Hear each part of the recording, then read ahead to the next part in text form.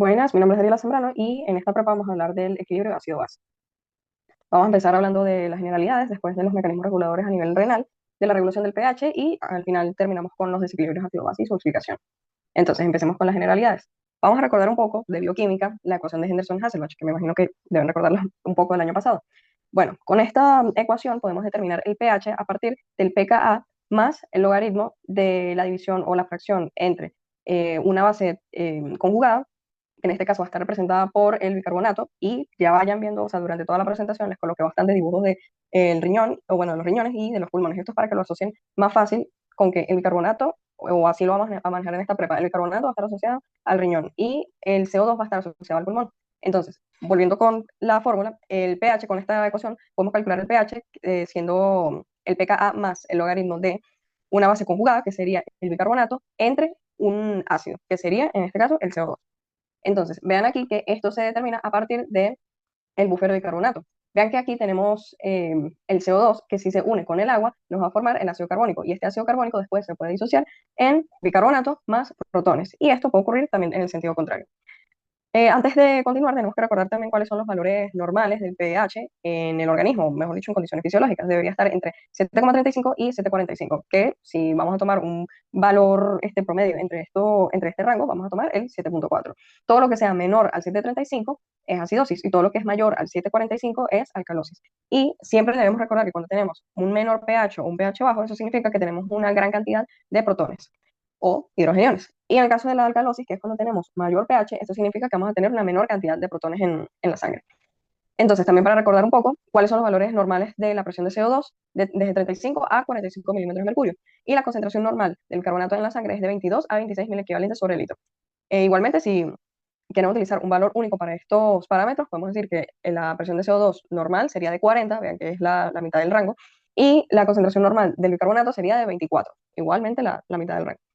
Y algo que debemos aclarar desde el inicio es que ya cuando veamos los desequilibrios y vayamos a explicar más eso, tenemos que tener claro que siempre que haya una alteración a nivel de la presión de CO2, eso significa que tenemos una alteración respiratoria. Recuerden, CO2 con el dibujito del pulmón. Y si tenemos una alteración respecto a la concentración de bicarbonato, esto lo vamos a asociar al riñón o simplemente lo podemos decir porque es una alteración metabólica. Vamos a recordar también la producción de ácidos diarios en el organismo. Cuando hablamos de ácidos, nos referimos al catabolismo de las proteínas en general, y bueno, también de los fosfolípidos, pero sobre todo proteínas. ¿Esto qué quiere decir? Que si una persona, por ejemplo, ingiere altas cantidades de proteínas, va a tener mayor cantidad de ácidos en su cuerpo. Entonces, ¿cómo se distribuye esta producción de ácidos en el día? Este catabolismo de las proteínas lo podemos dividir, digamos, en dos grandes grupos, los ácidos no volátiles y los ácidos volátiles. Entre los ácidos no volátiles llegamos a producir entre 40 a 60 milmoles al día, y aquí tenemos pues el catabolismo de diversos aminoácidos, o mejor dicho, de diversas proteínas que terminan en ciertos aminoácidos como la metionina y la cisteína, que estos dos terminan formando el ácido sulfúrico, y por parte de los fosfolípidos formamos el ácido fosfórico. Estos dos son ácidos no volátiles, y tengan esto en cuenta porque lo vamos a necesitar más adelante. También tenemos los ácidos volátiles, que está conformado más que todo por el CO2, que es producto del metabolismo celular. También tenemos otros ácidos, como el ácido beta-hidroxibutírico, el ácido acetoacético y el ácido láctico. Y bueno, ya por sí los ácidos que ingerimos con los alimentos. Entonces, siempre recuerden aquí la fórmula o la ecuación de Henderson-Hasselbalch, siempre recordando que las bases conjugadas, que en este caso va a ser el bicarbonato, está asociado al riñón. Y el CO2, que va a ser en este caso el ácido, está asociado al pulmón. Entonces, para seguir explicando un poco sobre los ácidos no volátiles, también dentro del sistema, perdón, dentro del organismo, vamos a ver más adelante que hay diversos sistemas que nos ayudan a amortiguar el pH. Entre esos también tenemos los buffers o sistemas amortiguadores, es lo mismo, no volátiles. Como les decía, estos están conformados por el ácido sulfúrico y el ácido fosfórico, que son estos dos que están aquí. Esto es importante saberlo porque una vez que estos ácidos se disocian, son titulables. ¿Qué significa que estén titulables? Que se les puede añadir un protón. Y esto es importante porque una de las formas para, digamos, combatir o regular las alteraciones ácido-base que tengamos en el organismo va a ser justamente con la promoción de ácidos titulables. Ese exceso que nosotros podamos tener, que va a ser en el caso de las acidosis, el exceso de protones que vamos a tener se puede llegar a excretar de esta forma, con los ácidos titulables. Entonces, como tal, nosotros nunca vamos a excretar protones de forma libre, es decir, no es como que en el riñón nosotros vamos a terminar sacando, por así decir, de las células esta molécula de protón, o mejor dicho, este ion de hidrógeno o este protón solito. No, siempre va a venir acompañado de un ácido, sea por ejemplo ácido sulfúrico, ácido fosfórico. Esto es lo que tiene que ver con los buffers no volátiles. Entonces, siempre tengan en cuenta, los protones nunca se liberan de forma libre, sino siempre van a estar en forma de ácidos titulares. Entonces, ahora sí vamos a hablar de los sistemas amortiguadores o sistemas buffer. Tenemos tres en total, digamos que los podemos agrupar en tres grupos grandes que se dividen en dos ambientes. Unos que están en el líquido extracelular y otros en el líquido intracelular. En el líquido extracelular tenemos el buffer o el sistema bicarbonato y tenemos el sistema o buffer fosfato. En cambio, en el líquido intracelular también manejamos un buffer fosfato, o sea, digamos que este se comporta o actúa en ambos ambientes, tanto el líquido extracelular como el líquido intracelular, y también tenemos a las proteínas intracelulares. Entonces, vamos a explicar primero los del líquido extracelular. Tenemos el buffer bicarbonato, que este es el más importante a nivel extracelular. Esto es importante que lo tengan claro. Entonces, se rige pues ya por la ecuación, pues lo que hemos visto, la conversión del CO2 que se une con una molécula de agua, forma eh, ácido carbónico y después esta se disocia en bicarbonato y en protones. Este buffer actúa a un pKa de 6,1. Algo que me faltó mencionarles, recordar que es el pKa, es digamos ese pH en donde la concentración tanto de ácido como de base de ciertas sustancias están en concentraciones iguales. Y recuerden entonces que estamos manejando que el pH fisiológico es entre 7,35 y 7,45. Vean que realmente el pKa es de 6,1, por lo tanto se acerca bastante al pH fisiológico. Sin embargo, si lo comparamos después con el buffer o el sistema fosfato, vean que este actúa a un pKa de 6,8. Este está más cerca del pH fisiológico. Pero este realmente tiene una baja potencia amortiguadora a nivel extracelular por su baja concentración. Vean que aquí apenas está entre un 1 a 2 milimoles. En cambio, el bicarbonato se encuentra en unos 24 mil equivalentes sobre litro. Entonces, realmente aquí no predomina tanto la parte de que esté más cerca del pH fisiológico, o sea, de que el pKa esté más cerca del pH fisiológico, sino la cantidad que se encuentra a nivel extracelular. Por eso es que el bicarbonato es el buffer más importante en este punto. Sin embargo, el sistema fosfato es importante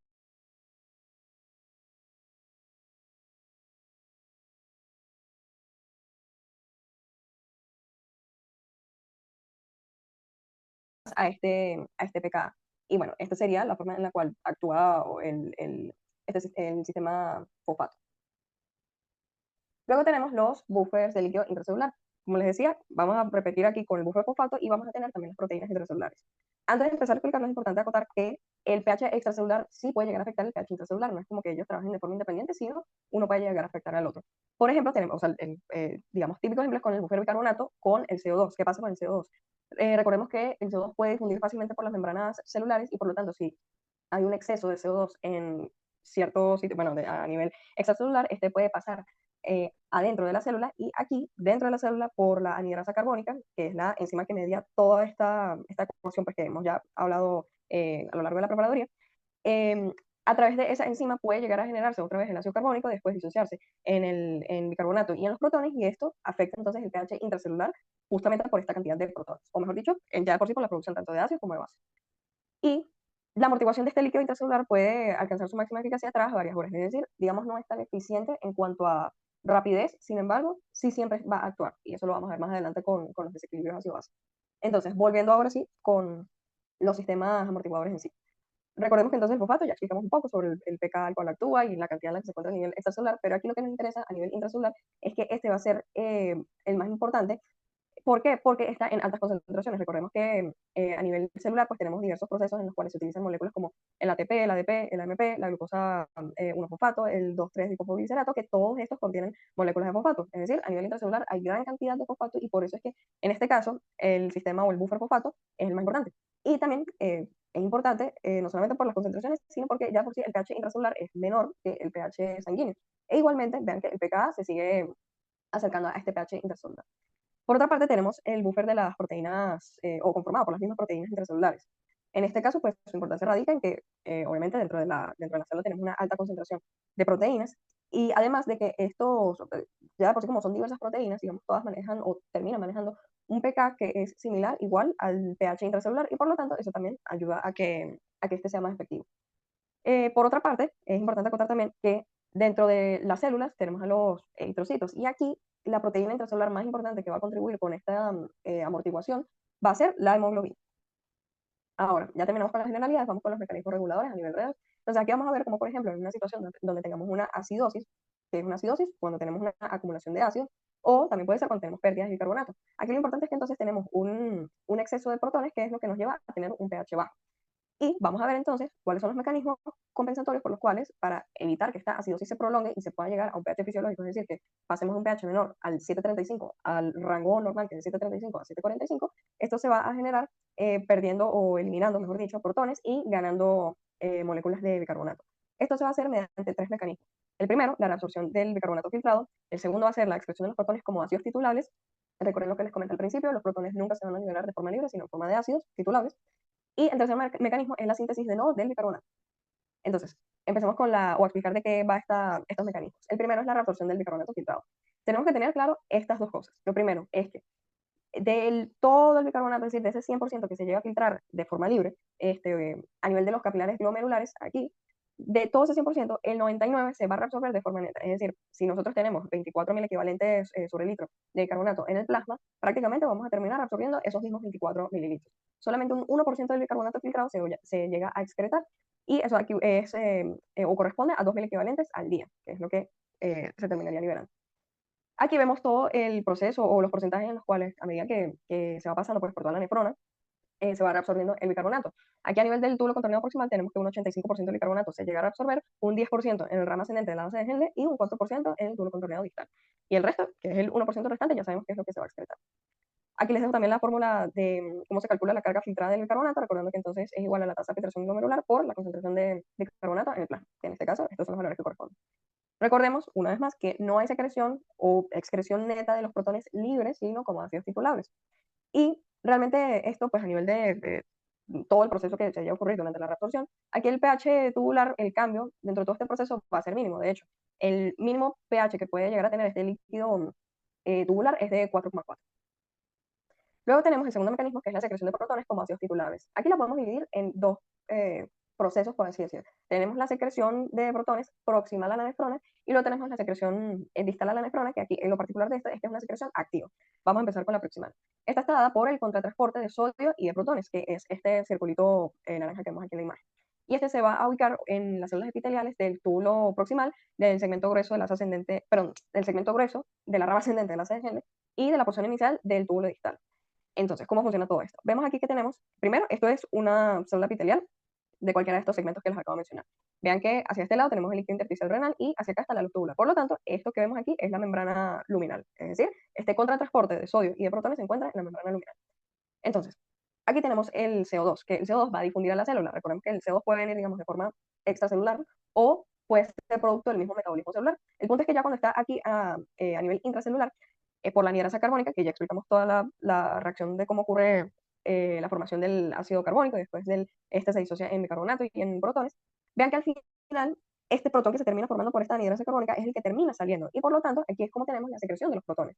Pero recuerden que estos protones no se van a liberar, o no se van a secretar, mejor dicho, a excretar de forma libre, sino que se tienen que unir a otra molécula, pues para formar estos ácidos titulables que ya vimos o tienen que ver con el ácido fosfórico y el ácido sulfúrico. Entonces vean que por cada protón secretado hacia la luz va a entrar también una molécula de carbonato hacia la sangre o hacia el líquido intersticial renal. Vean que entonces se distribuye, uno se excreta y el otro se reabsorbe. Es como una combinación del proceso que vimos anteriormente con la secreción. Eso era la secreción a nivel proximal de la nefrona. Ahora vamos con la distal. Primero recordar lo que les decía, esta es activa, donde se va a presentar a nivel de las células intercaladas alfa, o también las pueden ver como células intercaladas de tipo A, que se encuentran en la porción final del túbulo distal y en el túbulo colector. Entonces aquí vamos a tener, o esta secreción va a darse por dos mecanismos a su vez. Vamos a tener la ATPasa transportadora de protones, que es esta que vemos aquí de morado, y tenemos el intercambiador de hidrogeniones y potasio, ATPasa. Entonces, vean aquí, igualmente, tenemos el CO2 que este difunde o ya por sí está producto del mismo metabolismo celular, pasa por la reacción de la anhidrasa carbónica, se produce el bicarbonato y se produce el protón. Vean que aquí el bicarbonato, igualmente, en este caso sería por un intercambiador de bicarbonato con cloro, que vean que más bien está hacia la membrana que da digamos, al intersticio renal. Aquí se reabsorbe y se va hacia la sangre el bicarbonato y vean que aquí el protón, digamos que tiene dos maneras de excretarse o de secretarse, mejor dicho. Puede ser por esta ATPasa transportadora de protones o por la ATPasa de hidrogeniones y potasio. En este caso, vean que justo estos dos ATPasas están en la membrana luminal y esto es importante porque, sobre todo con esta ATPasa de protones y potasio, porque esta, cuando está en la membrana luminal de estas células, puede llegar a determinar la relación del potasio con el pH. Esto es importante porque lo vamos a ver después en la parte de los factores que influyen en los mecanismos reguladores. Entonces, vean que igual termina así como el anterior, por cada protón que se excreta o que se secreta hacia la luz, vamos a tener una molécula de bicarbonato que se reabsorbe en la sangre. Esto, o sea, ya nosotros como tal explicamos la secreción de los protones A nivel renal, sin embargo, hay que aclarar que esto se da principalmente es en las células intercaladas tipo alfa o tipo A. Hay otras células que también son intercaladas, o sea, son células intercaladas, quiero decir, pero son de tipo B o beta. Entonces, se los especifiqué aquí porque esto también tiene que ver más adelante con la parte de la regulación de la alcalosis y de la acidosis. Vean que entonces tenemos los dos tipos de células intercaladas que se encuentran tanto en el túbulo distal, específicamente en la porción final, como en el túbulo colector. Entonces, las células alfa, que son las que hemos estado hablando, vean que ellas van a tener en la membrana luminal, que era lo que les comentaba en la diapositiva anterior, estas dos ATPasas, la de protones, la ATPasa de protones y el intercambiador de potasio y de protón.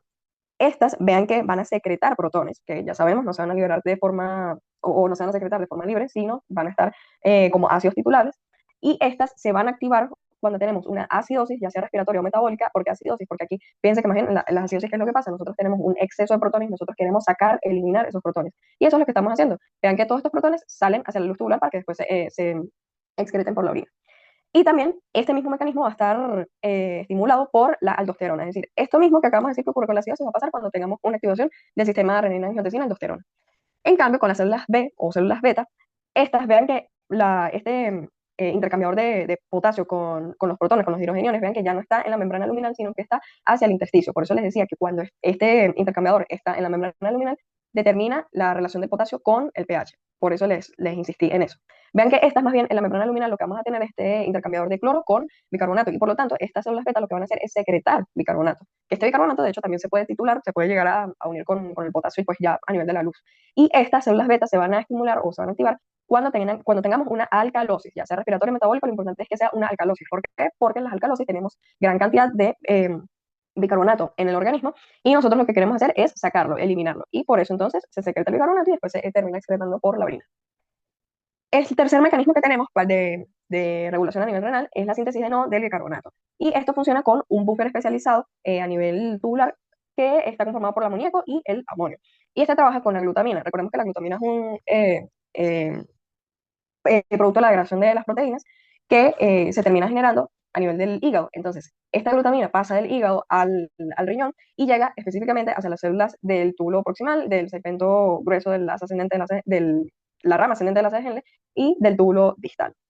Esta glutamina, una vez que entra a la célula, por de unas diferentes reacciones, va a producir dos moléculas de amonio y dos moléculas de bicarbonato. Estas dos moléculas de bicarbonato, vean que después se terminan, digamos, produciendo totalmente de nuevo, es una síntesis desde cero, y vean que los dos iones, o las dos moléculas, mejor dicho, las dos moléculas de amonio, se terminan llevando hacia la luz tubular por un contratransporte de sodio. Entonces vean que el sodio entra a favor del gradiente, recuerden esto siempre por la bomba sodio-potasio TPasa, y entonces salen estas dos moléculas de amonio, y de hecho estas moléculas de amonio son las que después se van a unir con los protones que estén a nivel de la luz tubular, y es lo que puede terminar formando tanto los ácidos y en fin, todo lo que hemos venido explicando hasta el momento.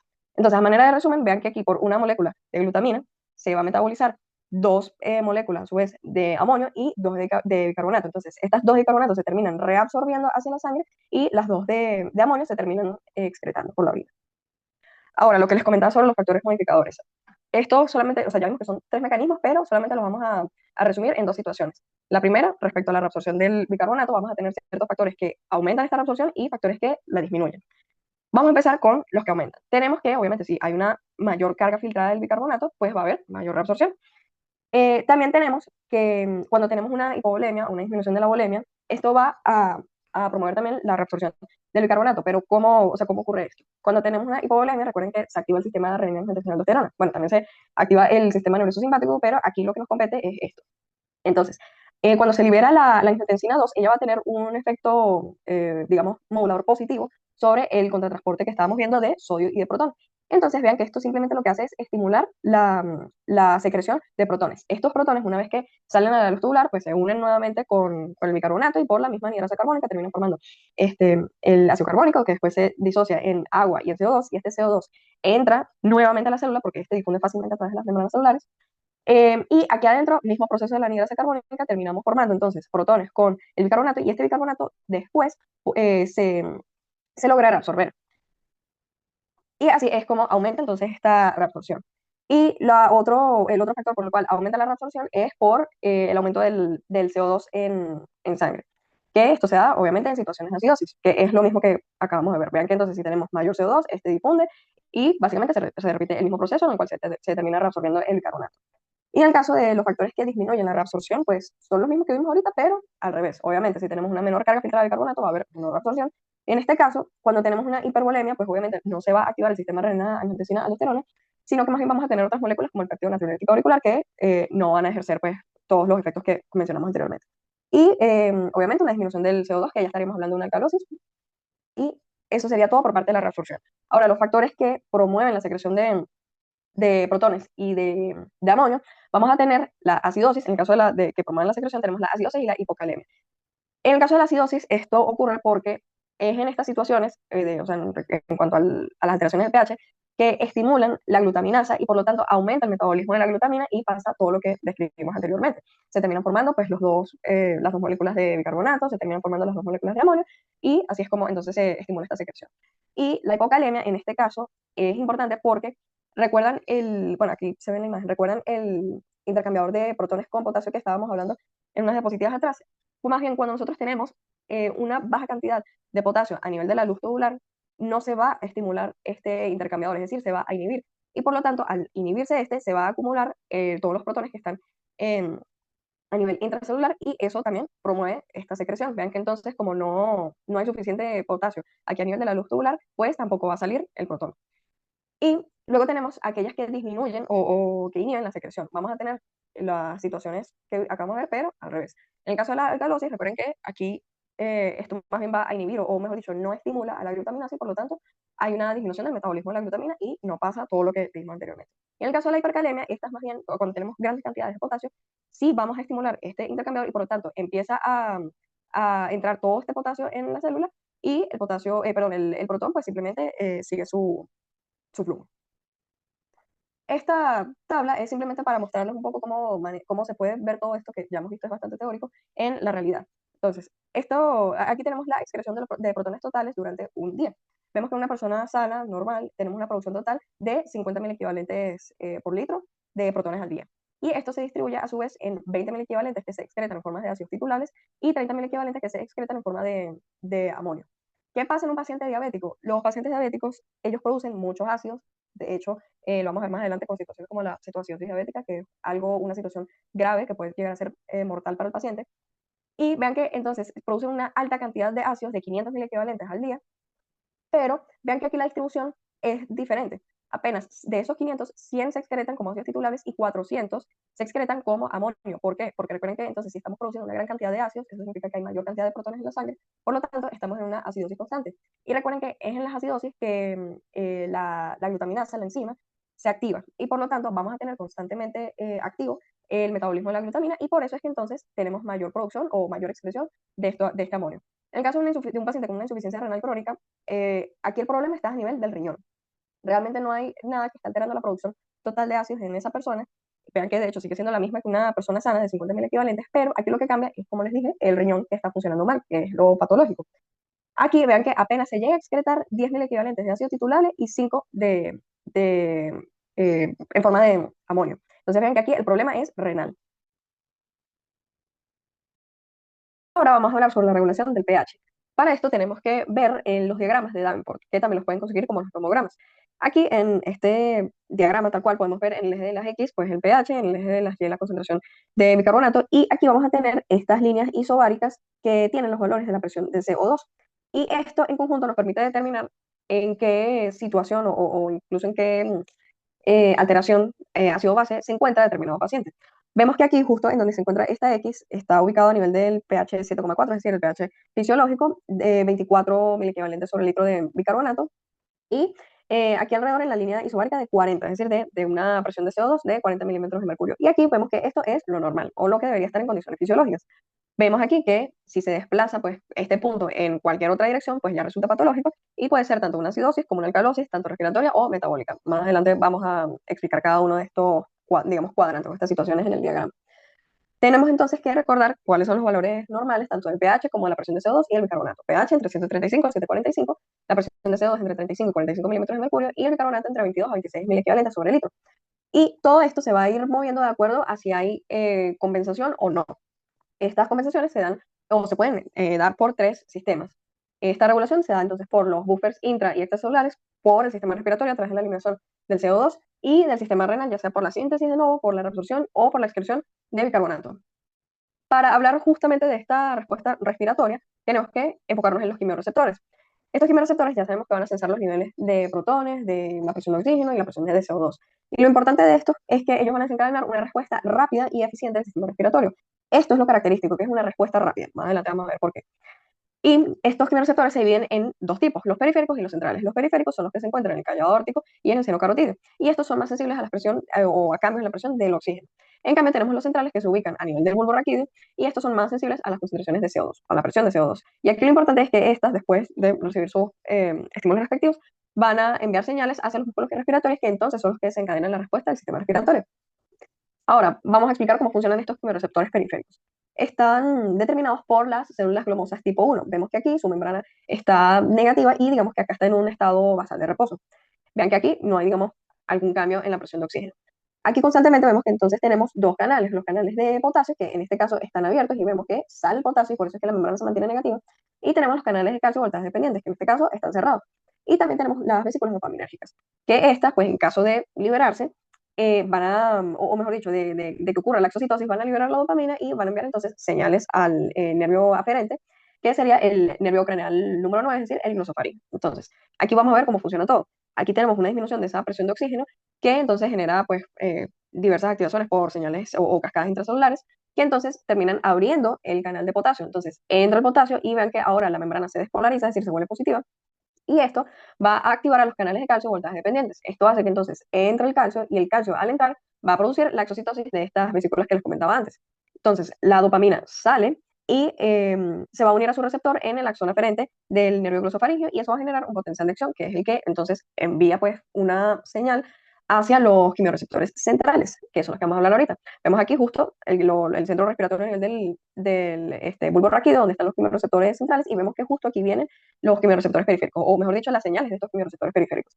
Pero noten que estos quimiorreceptores centrales no solamente van a recibir las señales tanto de los quimiorreceptores periféricos como los cambios de concentración o de presión de oxígeno, de los protones, del CO2, sino que también reciben estímulos o hay otros factores que van a desencadenar cambios en este centro respiratorio, como son los receptores de propiocepción en músculos y tendones, los receptores de temperatura, dolor, calor, el sistema límbico, centros superiores que también median el control voluntario y los receptores pulmonares de estiramiento. Entonces, todo esto al final es lo que determina digamos, la frecuencia respiratoria de un paciente de acuerdo a las condiciones en las que se encuentra.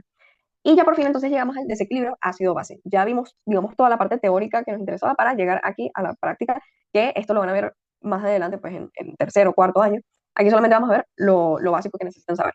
Entonces, para recordar, recordemos, entonces, acidosis menor a 7,35 de pH, alcalosis mayor a 7,45 de pH.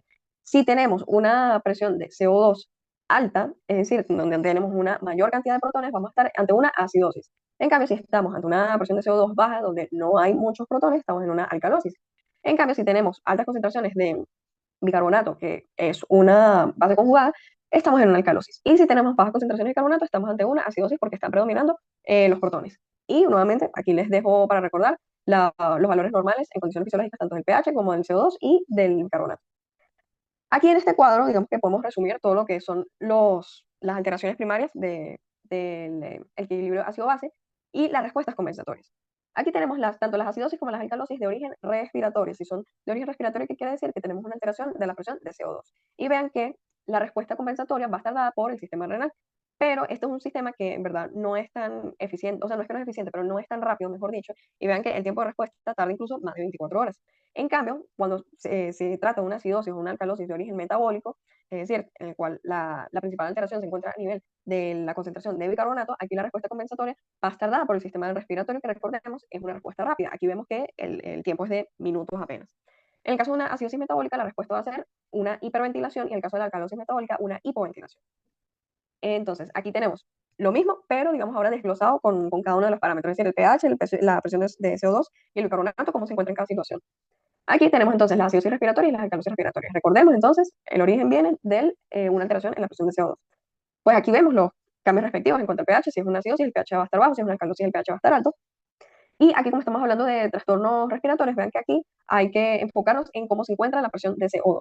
Recuerden que entonces, si estos son problemas de origen respiratorio, la respuesta va a estar dada por el sistema renal, pero este es un sistema que tarda bastante. Por lo tanto, nosotros nos podemos encontrar con trastornos respiratorios, ya sea acidosis o alcalosis, que justamente por ese tiempo de respuesta se pueden dividir en agudas y en crónicas. Esto no lo vamos a tocar, pero es simplemente para que ustedes vayan viendo que esto pues es más extenso y de hecho lo van a llegar a ver mejor en tercero y en cuarto año. Y es por eso que, como no sabemos exactamente en qué fase se puede encontrar el paciente, el bicarbonato puede estar normal o puede estar tanto aumentado o disminuido dependiendo del caso. Precisamente ¿por qué? Por el tiempo de respuesta lento del sistema renal, que puede durar más de 24 horas. En cambio, ven que cambia el tema con las alteraciones metabólicas, tanto acidosis como alcalosis. Igualmente, pues las alteraciones en cuanto al pH, las alteraciones en cuanto al bicarbonato, porque son de origen metabólico, pero vean que aquí no es como en el caso de las alteraciones respiratorias, que podría estar normal o elevado o disminuido, no. Aquí no hay ningún valor normal, sino que ya tenemos un cambio, puede estar tanto aumentado o disminuido la presión de CO2. ¿Por qué? Porque recuerden que si esto es un problema de origen metabólico, la respuesta va a ser por parte del sistema respiratorio y esto es un sistema que responde rápido en cuestión de minutos. Por lo tanto, si nosotros detectamos una de estas alteraciones, ya la presión de CO2 pues, debería estar compensada o verse modificada. Ahora sí, vamos a desglosar cada uno de los trastornos. Entonces, empezamos con la acidosis respiratoria. Si es una acidosis, esto quiere decir que el pH está bajo, es decir, menor a 7,35. Y si es respiratoria, ya sabemos que la alteración está en el CO2, que en este caso va a estar aumentado, es decir, mayor a 45 milímetros de mercurio. Y de hecho, aquí lo podemos ubicar en el diagrama de Davenport o nomograma. Vemos que justo aquí es en donde se encuentra la acidosis respiratoria. Vean que tenemos un pH bajo, tenemos una concentración o una presión de CO2, mejor dicho, mayor. Vean que es de 60, está en la línea isobárica 60. Y bueno, aquí podemos ver que el bicarbonato, en este caso, está un poquito aumentado. Está aproximadamente entre 26 y 27 ml sobre litro. Ahora, ¿en qué condiciones se puede dar una acidosis respiratoria? Cuando el paciente haya ingerido ciertos fármacos o haya consumido, mejor dicho, ciertos fármacos como los barbitúricos o la morfina, que van a deprimir el centro respiratorio vulvar. También tenemos trastornos neuromusculares como las miopatías o el síndrome de Guillain-Barré, patologías pulmonares como el asma, el edema pulmonar y el neumotórax, y la obstrucción de vías aéreas respiratorias como el laringoespasmo o el síndrome de apnea obstructiva del sueño. Todos estos, ¿qué es lo que tienen en común? Que ellos van a generar hipoventilación, es decir, una disminución de la frecuencia respiratoria. Y como disminuye justamente esa frecuencia respiratoria, eso es lo que va a hacer que se acumule el CO2 y por lo tanto va a aumentar esa presión de CO2 y esto es pues lo que explica esta situación. Ahora, justamente recordemos que si tenemos un aumento del CO2, esto va a hacer que al final, pues por este sistema o el buffer bicarbonato, pues aumente la cantidad de protones y eso es lo que entonces explica esa disminución del pH. Ahora, ¿cuáles son los mecanismos de compensación? Porque vemos que aquí está el punto en donde tenemos esta acidosis respiratoria, pero de la nada vemos que llega acá donde está esta compensación. Pero ¿cómo ocurre esto? Recordemos que si es un trastorno de origen respiratorio, la respuesta va a ser del sistema renal, que va a tardar más. Y aquí tenemos entonces que va a haber un aumento en la reabsorción del bicarbonato y de la síntesis de nuevo del mismo bicarbonato. Tenemos un aumento de la excreción de protones, que recuerden, va a ser en forma de ácidos titulables y de amonio. Recuerden que los protones nunca se liberan solos, sino siempre como ácidos titulables. Y bueno, aquí como amonio. Y también recordemos que estamos hablando de una situación de acidosis que promueve o estimula a la glutaminasa y por lo tanto va a haber un aumento del metabolismo de la glutamina por parte de las células intercaladas alfa. Vean que estas son las tres respuestas a nivel del sistema renal, pero siempre van a estar los buffers tanto intra como extracelulares, que en este caso, pues, quien va a actuar más que todo, es el buffer bicarbonato, pues, porque justo digamos, la alteración se encuentra en él. Y vemos entonces como después de toda esta respuesta compensatoria, vemos que se sigue manteniendo la presión de CO2 en 60, o sea, se sigue manteniendo esta línea isobárica, pero vean que ya mejoró el pH, vean que ahora el pH sí se acerca un poco más al valor fisiológico, e igualmente, lo que sí, digamos, está variando es la cantidad o la concentración de bicarbonato. ¿Por qué? Porque justamente como estamos aumentando pues toda esta cantidad en el organismo, ya sea por la reabsorción, por la síntesis de nuevo, y toda esa situación, vean que aumentó y ahora el bicarbonato está entre 36 y 37 mil equivalentes sobre litro. Entonces vean cómo el mismo sistema, o el mismo organismo, mejor dicho, a través de estos diversos sistemas, van a regular en este caso, la acidosis respiratoria. Ahora vamos con la alcalosis respiratoria. Seguimos estando en alteraciones de origen respiratorio, por lo tanto la respuesta va a ser renal. Siempre tengan eso en cuenta. En este caso, como estamos hablando de una alcalosis, eso quiere decir que el pH está aumentado, es decir, está mayor a 7,45 y aquí la presión de CO2 va a estar disminuida. Al estar disminuida, también tenemos menor cantidad de protones y por lo tanto quien va a predominar en esta situación va a ser el bicarbonato. Entonces, vean cómo aquí en el diagrama tenemos a la acidosis respiratoria, perdón, a la alcalosis respiratoria, que en este caso se ubica en la línea isobárica de 30. Vean que está disminuido la presión de CO2. Vean igualmente el pH donde se ubica, está alcalino, está en 7,6, alrededor de 7,6. Y vean que aquí el bicarbonato, pues realmente está entre 21, 22 aproximadamente de mil equivalentes sobre litro. ¿Cuáles son las causas de una alcalosis respiratoria? tenemos crisis de pánico, situaciones de hipoxemia, intoxicación por salicilatos, ventilación mecánica, porque aquí en estos casos va a haber un aumento de la tasa ventilatoria por el mismo sistema de ventilación, y el ascenso a grandes alturas. Aquí tienen que ver justamente los quimioreceptores periféricos. Recuerden que ellos son los que van a captar esos cambios de la presión de oxígeno y bueno, todo el proceso que vimos anteriormente. Y al final todo esto, ¿qué es lo que va a hacer? Todo, o sea, ¿qué es lo que tienen en común todas digamos, estos ítems? Que vamos a terminar con una hiperventilación, es decir, un aumento de la frecuencia respiratoria. Y al final eso es lo que explica esa disminución del CO2, porque todo lo estamos eliminando por la digamos, aumentada frecuencia respiratoria, por la aumentada ventilación. Entonces, vamos a ver cómo se da la compensación o la respuesta compensatoria. Ya dijimos, va a ser renal. En este caso, es el contrario a lo que vimos anteriormente con la acidosis respiratoria.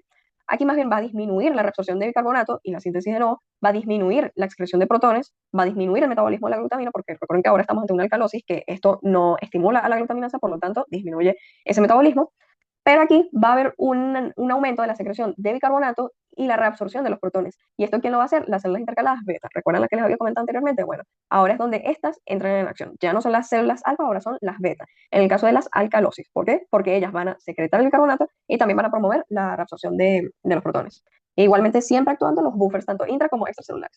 Entonces aquí vemos cómo a pesar de que se sigue manteniendo la línea isobárica de 30 milímetros de mercurio, vean que aquí ya se normalizó o se aproximó el pH a sus valores fisiológicos y vean que aquí más bien, justamente por esta respuesta compensatoria de secreción de bicarbonato, básicamente eliminar el bicarbonato, vean cómo ahora este disminuyó y ahora se encuentra entre más o menos 13 miliequivalentes. Vean que antes estaba entre 21, 22 y ahora pasó a estar más o menos en 13. Luego tenemos la acidosis metabólica. Igualmente, una acidosis, ya sabemos, el pH va a estar disminuido y en este caso, como estamos hablando ya de trastornos de origen metabólico, aquí la alteración principal va a estar en la concentración de bicarbonato. Vean que aquí, en teoría, debería estar menor a 22.000 equivalentes sobre litro. Entonces, aquí igualmente lo ubicamos en el diagrama. Vean que en la acidosis metabólica nos estamos manteniendo en una línea isobárica de 40. Realmente está a este punto, pues recuerden que aún no se ha hecho la compensación y la presión de CO2 pues se mantiene dentro de los límites normales. Pero ya vean que se modifica el pH y vean que ya el carbonato más bien está disminuido. Aquí está aproximadamente en 19, puede ser. ¿En qué situaciones se puede presentar una acidosis metabólica? Ante una cetoacidosis diabética. ¿Por qué? Porque recuerden lo que les había dicho anteriormente. Los diabéticos producen muchos ácidos, entre ellos ácido acético y el ácido beta hidroxibutírico. Y esto, pues, si se llegan a acumular, puede llegar a esta situación de cetoacidosis que es mortal para el paciente. También tenemos otras, digamos, condiciones en las cuales se puede presentar una cetoacidosis, pero no de origen diabético, como en el alcoholismo y en el ayuno prolongado, por mayor producción de cuerpos cetónicos. También tenemos que situaciones como la diarrea puede generarnos una acidosis metabólica. ¿Por qué? Porque estamos perdiendo bicarbonato por el sistema o por el tracto gastrointestinal. También tenemos la rhabdomiólisis e incluso ciertos fármacos bajo una condición previa de insuficiencia renal, como por ejemplo el salicilato, el metanol, el etilenglicol y la acetazolamida. ¿Cómo se va a dar la compensación? Recordemos que ya estamos hablando de trastornos de origen metabólico, por lo tanto la respuesta va a ser respiratoria y, o sea, bueno, realmente vamos a tener los tres sistemas trabajando aquí en compensación, pero la respuesta va a ser mucho más rápida porque aquí sí está actuando el sistema respiratorio. Esto es lo característico de estos trastornos metabólicos, que la respuesta va a ser rápida porque ahora sí está involucrado el sistema respiratorio. Entonces, la respuesta, ¿cuál va a ser? Hiperventilación. ¿Por qué? Porque la idea es tratar de disminuir la presión de CO2 o la cantidad de CO2 que hay en el cuerpo para poder disminuir también la cantidad de protones que hay. Entonces, veamos cómo aquí estamos en esta situación de acidosis metabólica y ya después de que tenemos esa respuesta por parte del sistema respiratorio, vean que ya no estamos en la línea isobárica de 40 milímetros de mercurio del CO2, sino que ahora bajamos a la de 30. Por parte del sistema renal, pues igual que como en la acidosis respiratoria, que teníamos un aumento de la reabsorción de bicarbonato y el síntesis de nuevo, un aumento de la excreción de protones y un aumento del metabolismo de la glutamina, recordemos igual por esa estimulación de la glutaminasa al ser una acidosis, digamos que esa parte sigue siendo la misma. Aquí, como les vuelvo a repetir, lo importante es la participación del sistema respiratorio. En este caso, al ser una acidosis, sería una hiperventilación como tal la respuesta. Y, por supuesto, otra vez, los sistemas buffer intraextracelulares siempre actuando. Entonces, vean cómo queda la compensación. Ya una vez que disminuimos esa presión de CO2, pues ya la línea isobárica la desplazamos hacia abajo. Ahora estamos en 30 milímetros de mercurio. Pero fíjense que ya con este cambio ya mejoró el pH. Ya el pH se acerca a los valores fisiológicos. Por parte del bicarbonato, vean que también este disminuyó. Más que todo, no, en este caso, recuerden que hacer una respuesta por parte del sistema respiratorio, realmente lo que nos interesa es justamente ese desplazamiento de las líneas isobáricas. Esto puede que le genere un poco de confusión en cuanto a que, pero se supone que el carbonato debe aumentar también para compensar y todo eso, pero recuerden que eso ya tarda mucho más tiempo y esta es la respuesta que se ve al momento, en cuestión de minutos, por parte del sistema respiratorio. Luego tenemos que veo que se los comentó la doctora en clase, les empezó a hablar un poco del anion gap o de la brecha aniónica. Esto realmente no, en teoría, no se los deberían preguntar ahorita, a este nivel de segundo año. Eso lo van a empezar a ver más que todo en fisiopatología en tercero. Pero bueno, no está mal que ya se vayan familiarizando con este término. El anion gap es la diferencia entre cationes y aniones que son medidos de manera rutinaria en sangre. ¿Esto qué quiere decir? Uno cuando toma una muestra de sangre y le pide electrolitos, generalmente te va a dar, por ejemplo, el sodio, el potasio, el cloro, incluso el bicarbonato. Y a partir de esos electrolitos, uno puede, con esta fórmula que vemos aquí, uno puede medir si nos encontramos o cuál es la causa de una acidosis metabólica. Este anion gap solamente se pide cuando estamos sospechando o estamos, mejor dicho, ante una acidosis metabólica. El anion gap da un valor de 10 más o menos 2, es decir, debe dar entre 8 y 12. ¿Qué medimos con esta fórmula? Ven aquí esta distribución de tanto los electrolitos como de los cationes y aniones en forma general. Vemos que aquí hablan específicamente del sodio como catión, y hay unos cationes que están aquí denominados con UC, es decir, unmeasured, que no están, o sea, no se están midiendo como tal porque no se piden como tal dentro de esos electrolitos. Vean que están de forma general. Y luego tenemos dentro de los aniones al cloro, al bicarbonato, y también tenemos a otros aniones que tampoco se pueden medir. Esto es lo que nosotros encontramos, o la distribución que nosotros encontramos normalmente en el plasma de una persona sana. Cuando estamos en una situación de acidosis metabólica, podemos tener, digamos, un anion gap normal, por así decirlo, que en este caso se le denomina hiperclorémico. ¿Por qué hiperclorémico? Vean que justo aquí la distribución tanto del sodio sigue siendo la misma. Realmente los cationes no hay ningún problema. Esto es justamente un parámetro que se saca a partir de los aniones. Por lo tanto, tenemos que prestar la atención es a este lado del esquema. Vean que los aniones que no se pueden medir en estos exámenes de laboratorio se mantienen igual, pero vean que aquí quien está aumentando es el cloro. En este caso, vean que eso, digamos que sí se puede medir. Por lo tanto, estamos ante un anion gap que es normal. El anion gap lo que busca es ver si hay una mayor diferencia, que en este caso sería entre, o sea, mayor a 12, por lo de los valores que ya les comenté de esta fórmula, para ver si hay aniones que no se están midiendo, es decir, los que no salen reportados en esos electrolitos. ¿Cuáles son esos aniones que no se reportan? Está, por ejemplo, el ácido láctico, está el beta hidroxibutirato, que era el que les comentaba sobre la cetoacidosis diabética. Y vean, de hecho, lo que pasa cuando ya tenemos un anion gap que está alterado, es decir, que está elevado, es decir, mayor a 12. Vean que aquí el cloro está igual que en la misma proporción que tiene un paciente normal, o mejor dicho, una persona sana. Vean que aquí igualmente el bicarbonato más bien disminuye y vean que gran parte de este anion gap o esta brecha aniónica está dada por el aumento de los aniones que no se pueden medir. Aquí, bueno, también lo podemos ver en este gráfico. Vean que justo aquí se sale, digamos, con números este anion gap normal o hiperclorémico. Y vean la distribución más bien con los aniones que no se pueden medir. Vean que aquí en el anion gap normal es de 10 y vean que aquí aumenta el doble. Y estos son justo esos ácidos lácticos, por ejemplo, que no se llega a medir. Y a partir de estos dos resultados, que ya sabemos tenemos un anion gap hiperclorémico o normal y un anion gap aumentado, podemos determinar la causa de esa acidosis metabólica. Que bueno, aquí se las dejo, más que todo a modo informativo para que ustedes no lo lean, pero la verdad yo no creo que esto se los vayan a preguntar. Y bueno, ya casi para terminar tenemos la alcalosis metabólica, que en este caso vamos a tener obviamente una alcalosis, un aumento del pH, y en este caso metabólico quien va a estar alterado es el bicarbonato, que en este caso va a estar aumentado también, es decir, mayor a 26.000 equivalentes sobre litro. Aquí en el diagrama, lo mismo que hemos hecho antes, vemos que en cuanto a la línea isobárica, pues nos mantenemos en 40, aquí no ha habido ninguna compensación, y tenemos entonces que vean la concentración de bicarbonato, que está muy elevada, está aproximadamente en 35 según lo que colocan en este ejemplo. Y vean aquí, el pH pues obviamente está aumentado. ¿Qué situaciones podemos encontrar en una alcalosis metabólica? Después de una persona que haya presentado múltiples episodios de vómitos. ¿Por qué? Porque aquí estamos perdiendo más bien protones por el tracto gastrointestinal. Recuerden que con la diarrea más bien lo que estamos perdiendo era bicarbonato y aquí con el vómito estamos perdiendo es protones. También podemos encontrar una alcalosis metabólica en un hiperaldosteronismo primario ante situaciones de hipocalemia. ¿Por qué? Porque recuerden, si tenemos bajas concentraciones de potasio, el intercambiador de potasio con protones de ATPasa no se va a estimular, sino digamos va a estar inhibido y por lo tanto vamos a tener una mayor pérdida pues, de protones por la luz tubular. También si tenemos un aumento de la ingesta de bicarbonato, pues se puede presentar una alcalosis metabólica. También ante situaciones de hipovolemia, ¿por qué? Por lo que ya mencionamos antes con el sistema renina-angiotensina-aldosterona. Y bueno, tratamiento con antiácidos continuos.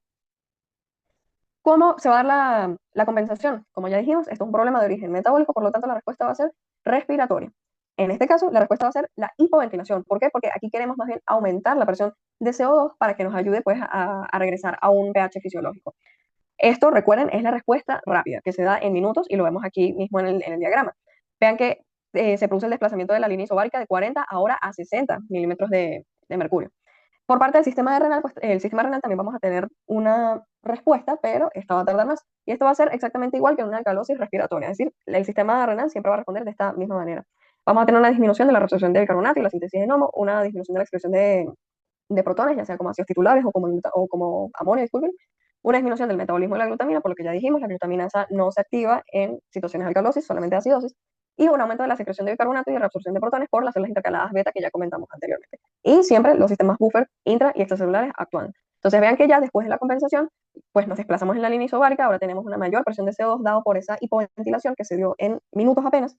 Vean que ya el pH pues volvió a un valor fisiológico, un valor normal, pero bueno, vean que el bicarbonato aún así está alto. ¿Pero por qué está alto? Porque la respuesta renal viene después de 24 horas aproximadamente. Esto es lo que ustedes ven en una compensación, exacto, una compensación, una respuesta compensatoria de una alcalosis metabólica porque, recuerden, está actuando el sistema respiratorio y el sistema respiratorio actúa en minutos, por eso es así de rápido. Y bueno, ya para terminar, esto se los dejo más por, digamos, un dato curioso.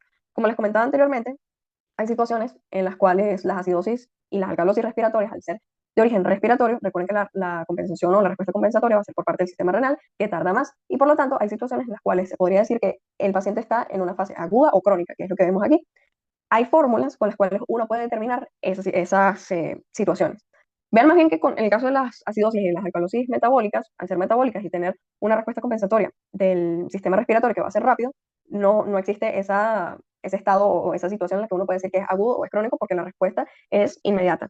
En cambio, las acidosis respiratorias y las alcalosis respiratorias sí podemos tener esa variación. Esto no se lo tienen que aprender, esto de hecho apenas fue que nos lo enseñaron a nosotros en cuarto año, así que tranquilos, esto solamente se lo dejo para que ustedes sepan que esto es, digamos, se extiende, pues es más complejo, pero a su nivel, con lo que les dimos ahorita en la preparatoria y lo que se les dio en la clase, está más que bien. Y bueno, muchas gracias. Si tienen alguna duda, me pueden escribir, no hay problema, como siempre. Y bueno, espero que les haya sido de utilidad esta prepa.